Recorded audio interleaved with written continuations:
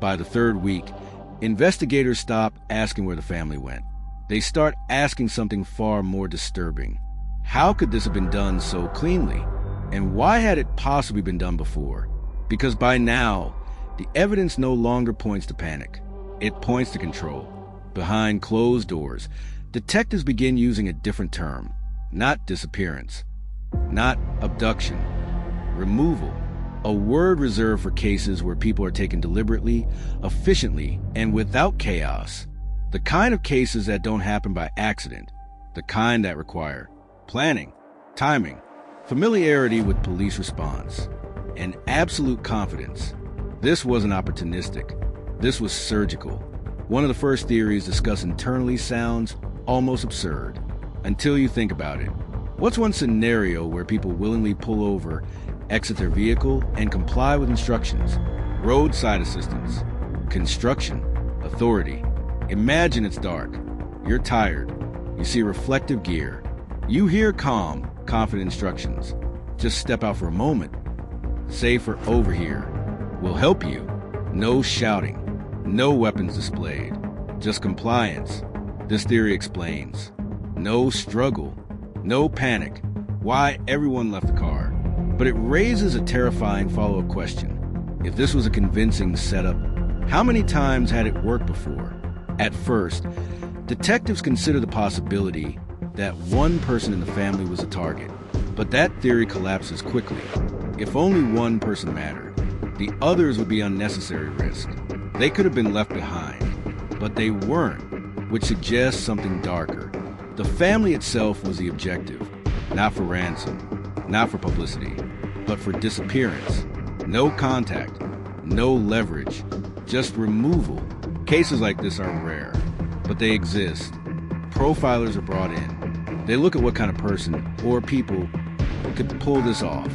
Their conclusion is unsettling. This wasn't impulsive. This wasn't emotional.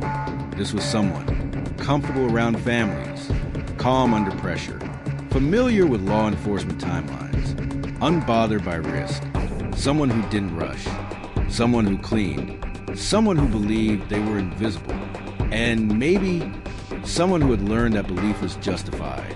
The dark SUV becomes a focal point again. Analysts enhance the footage, frame by frame. Still no license plate, no identifiable damage, no unique markings, just a shape, a moving shadow. Investigators quietly compare it to other unsolved cases, other disappearances, other abandoned vehicles, other impossible timelines. Patterns begin to whisper. Nothing concrete enough to announce, but enough to disturb everyone involved. The receipt found in the car is re-examined one last time. Investigators believe it wasn't accidental. It wasn't trash. It was left behind. A mistake or a message. It suggests the person who accessed the car afterward wasn't panicked. They were organized, calm enough to overlook something small, or arrogant enough to believe no one would understand its significance. And so far, they were right. One question haunts the case more than any other. Why has nothing been found?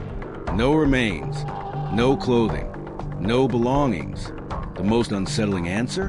Because the goal wasn't harm. It was erasure, to remove people so completely that the world slowly moves on, and history forgets. Years pass, birthdays arrive quietly, holidays feel wrong, loved ones live in limbo, unable to grieve, unable to hope. One relative says something investigators never forget. If someone took them, then someone knows what happened. That means they still exist somewhere, even if only in someone's memory. This case isn't disturbing because it's unsolved.